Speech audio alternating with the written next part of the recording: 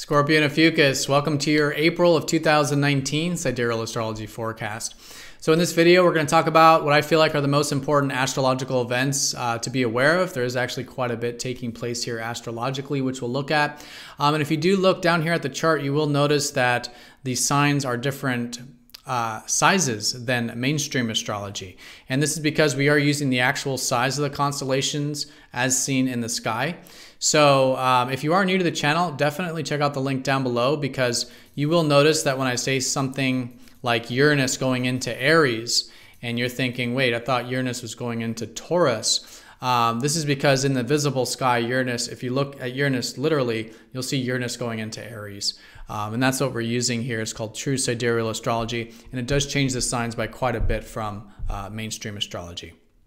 All right, so let's go and take a look at this month here for you. So the most important thing is this Uranus going into Aries. It's definitely a collective thing. And it's not going to be all this month. It's a very slow moving energy. It's a very subtle shift. You'll probably feel a little more later in the month, and especially over the next coming months.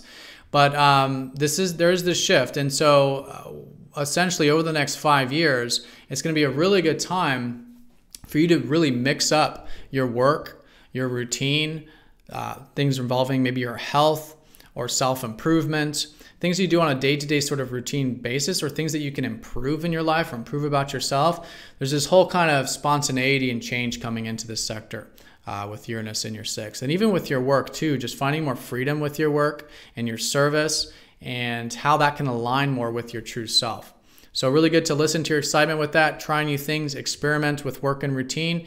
And I think there'll be certainly some developments involving that area, like I said, over the next 5 years to help you do that, to help you link up your true self with your work and your routine life and your health and those kinds of matters.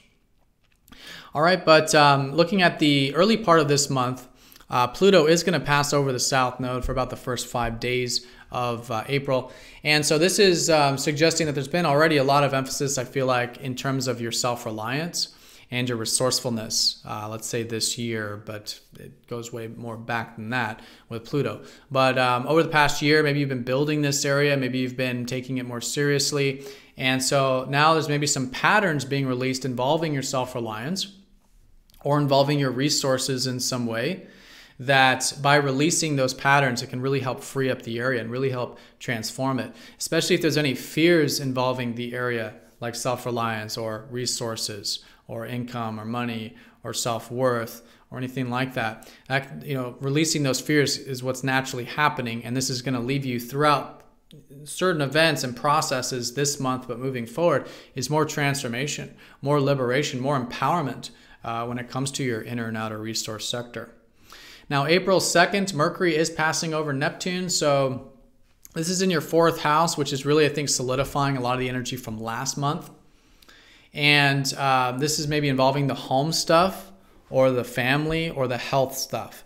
If there's been anything there you've been reconsidering, reevaluating last month, this is all starting to get finalized as we come into April here.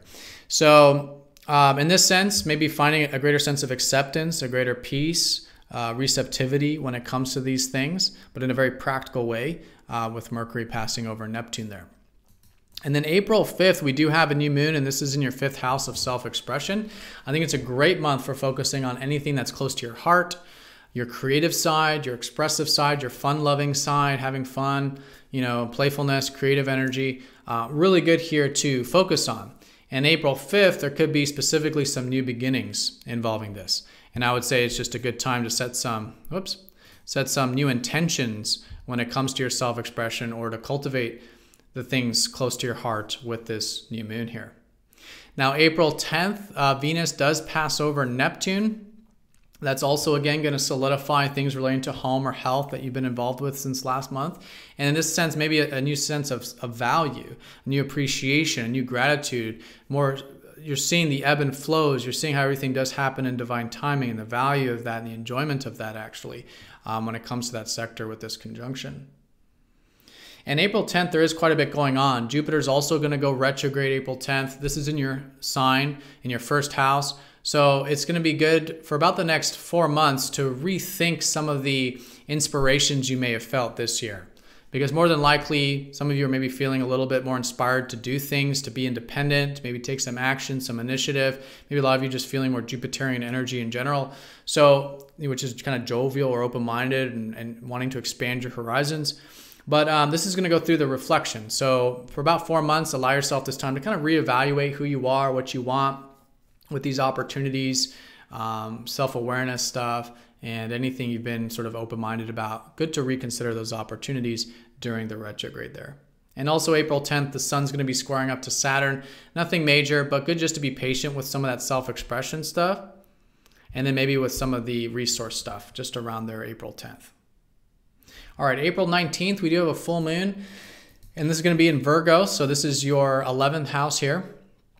So this could be solidifying on some level some of the new beginnings from April 5th. If there's anything new involving that self-expression, it's going to be coming to some sort of completion. But what it's really doing is from over the past 6 months, if you felt like you've been doing anything to develop your future aspirations, hopes and wishes for the future, or maybe things involving groups or community or friends, this is the high point of that energy. And so there'll likely be some completion, some harvest with this stuff around April 19th. And it's just a good time to do that, but also to find that balance between your self-expression and these things that are greater than yourself. All right, and your future aspirations. Because our future aspirations, our groups, they do need us to be expressing ourselves, being passionate, fun. And this full moon is going to help you sort of bridge the gap between those two. Now, April 20th, Saturn's going to pass over the South Node. Like I said, a lot being released with the resourcefulness. And so this might have to do with some structures that you've built, some perspectives you may have had about your inner and outer resources. So just good to do that, just to release some structures, release some perspectives that are maybe set with Saturn, because the Saturn's the dense, more realistic view of things. But that's going to naturally be released to just, again, help you have this whole new understanding and really solid foundations when it comes to your resource sector. Now, April 22nd is when you'll start to feel probably a little of this Uranus energy. And so the sun's going to go into your 6th over Uranus. So this could be an activation of a bit of that sense of freedom or wanting change when it comes to your work or your routine. And so maybe some new beginnings. Again, a step in the right direction when it comes to that stuff, April 22nd. So April 24th, Pluto's going to go retrograde. And then April 30th, Saturn's going to go retrograde. These are both in your 2nd house. And so this has a lot to do with, again, the resourcefulness. So just give yourself this kind of pause at the end of the month to go back and maybe start to reevaluate some of the things involving your self-worth, your self-reliance, your income, resources, things like this. And what's kind of nice is you do get a bit of a break and a pause from some of the more serious energy involving that sector, because it puts Saturn and Pluto in a retrograde placement. So you do get a bit of a break, but still use the time period to reflect and build upon, again, what is supposed to be really building your resourcefulness at this time in this new way, by releasing, most importantly, and empowering yourself through the area by releasing patterns there. Now, April 27th, we do have Mars squaring up to Neptune. So if you feel any uncertainty about anything, since this is your traditional ruler, any uncertainty or just a little malaise or something, Neptune is the dreamy, foggy kind of energy or something like that. Good not to take it too seriously. Just have some faith and trust if you can. Live presently, bring in some gratitude, especially if it involves anything involving the home or the health sector. It's good to have faith and trust there. And then also with the relationships, because I think this month you're going to be very direct with your relationships. In fact, I think there's a lot of motivation and drive and energy to be put into your relations this month in contracts and business dealings, or just your intimate relationships or whatever it is. And lots of emphasis there. Great month to do that and to put energy into the area just in general. And one last thing I'll say is that, because you have all this resourceful emphasis here in your chart, a really good way of balancing that out is going to be on really getting into the deeper aspects of life now, kind of moving forward. I mean, it's already natural to your signs, but you may notice that over the next year, it's just going to be really good time to learn, explore new ways of healing, maybe new, deeper values, maybe researching new and different things about uncovering hidden things about yourself or life or whatever. And so all this kind of deeper perspective that is new, really good and really helpful for the resourceful stuff, because really to find that true sense of resourcefulness, we do have to do things like healing and really find truth in life and the real meaning of things. And so the North Node there is going to definitely help you do that.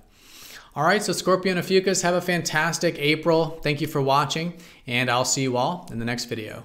Take care.